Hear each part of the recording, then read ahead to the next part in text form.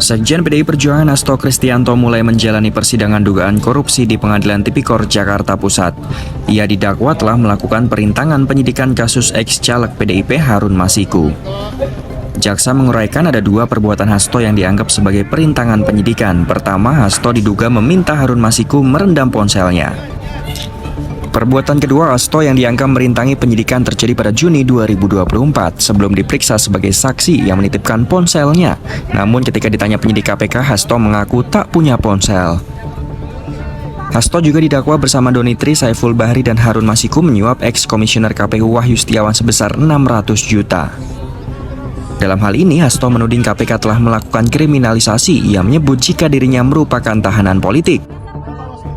Baik, terima kasih teman-teman pers dan seluruh masyarakat Indonesia atas perhatian yang diberikan di dalam persidangan ini. Saya telah mendengarkan dengan seksama, dengan cermat seluruh surat dakwaan yang tadi dibacakan oleh penuntut umum, dan dari situlah saya semakin meyakini bahwa ini adalah kriminalisasi hukum.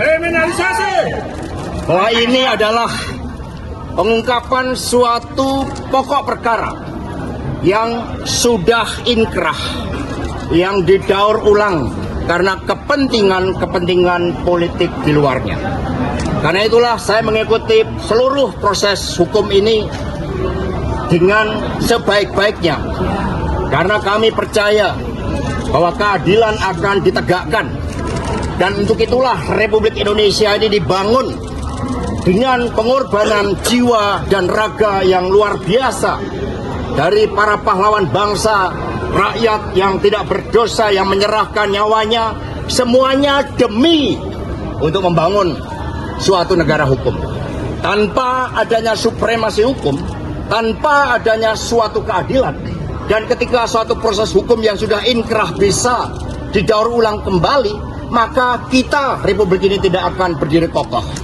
Jangankan untuk membangun, menghadirkan investor, ketika tidak ada supremasi hukum, semuanya akan menjadi sia-sia.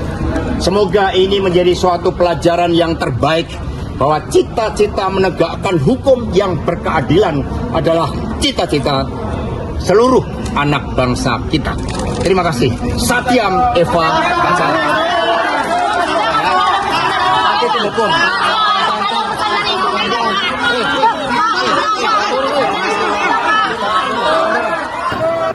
Saya kira itu dari saya. Terkait yang barusan Anda katakan orang yang Hasto dikriminalisasi oleh orang yang dianggap sebagai pengganggu.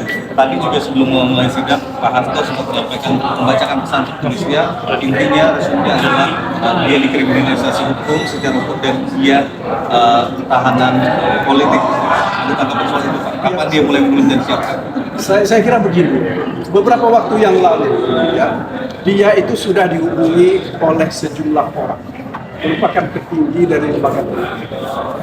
Permintaannya cuma satu, Mas Hasto itu mengundurkan diri dari kedudukan sebagai sekjen.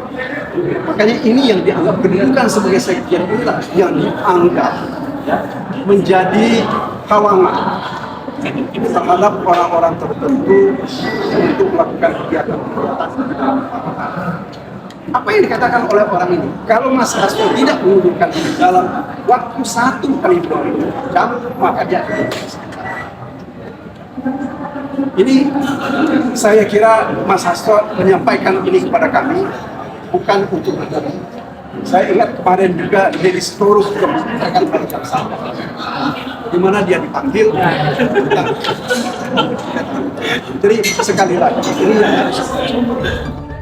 Selain itu, sebanyak 6 kader PDIP terlihat hadir di ruangan sidang memberi dukungan kepada Hasto.